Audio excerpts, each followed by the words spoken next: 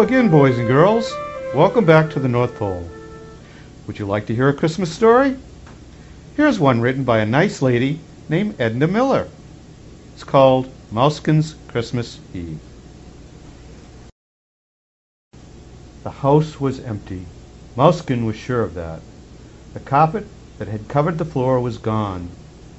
The great stuffed chair that had stood by the fire was gone. The old dog, too tired to care if Mousekin scurried near him in the night, was gone.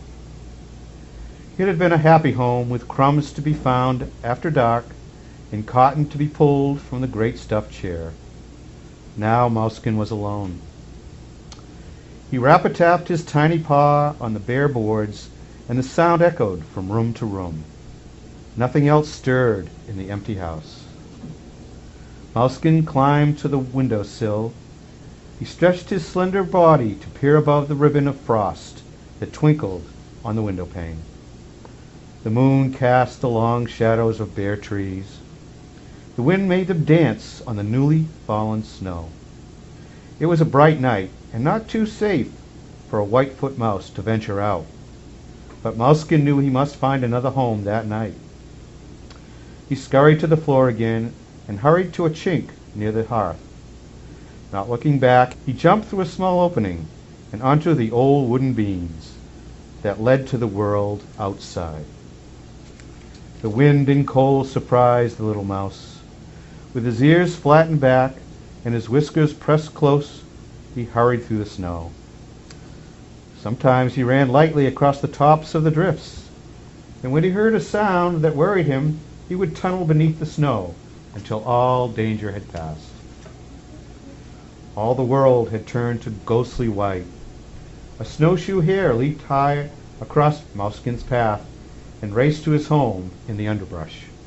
A willow grouse, more startled than Mousekin by the hare's sudden leap, flew from its cover, beating its strong wings against the frosty air. A snowy owl hooted from the lonely woods. Mousekin shivered as he sensed all the danger around him. The moonlight and the shadows played fearful tricks. Was that a small hemlock bent with snow? Or was it a weasel in his winter white coat, waiting and hiding? Mousekin's heart beat faster as he hurried on through the night.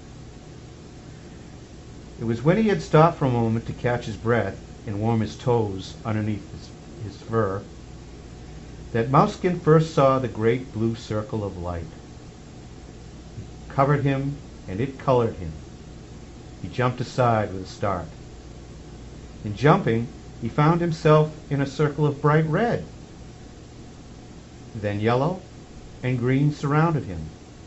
Lavender and gold glistened on the snow. The white world had vanished, and there was color all about him. Looking up, Mousekin saw a great house. There was laughter and music inside, and a warm light shone from every window.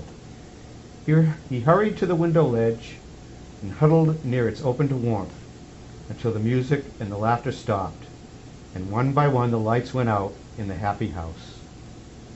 As mice have a way of knowing just where a mouse-sized doorway can be found, it wasn't very long before Mousekin made his way into a large, warm room. Before him stood a great pine tree. Mousekin had never seen such a tree in the forest.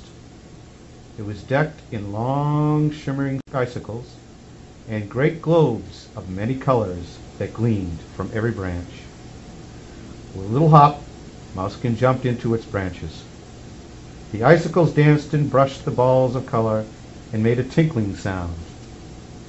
As he turned to explore a little further, he saw a sight that made him jump. There on the tree was the strangest mouse that Mousekin had ever seen. With a squeak, he raced to the very top of the tree. He sat and waited to make certain all was safe. Then carefully, not to disturb a single thing that hung on the lovely tree, he made his way down to the underbranches. Beneath the tree there were bits of cookies, nuts, and crumbs, and more good things to eat than Mousekin had ever tasted before. It was when he had stopped for a moment to clean his silken coat that Mousekin turned and saw the creche in bright moonlight. The stable had a steep thatched roof. Inside, hand-carved wooden people kneeled, and there were animal figures with bent knees too. Softly sleeping in the rude manger lay a tiny baby. Peace and quiet filled the little mouse. He felt safe at last from the great ghostly world outside. The end.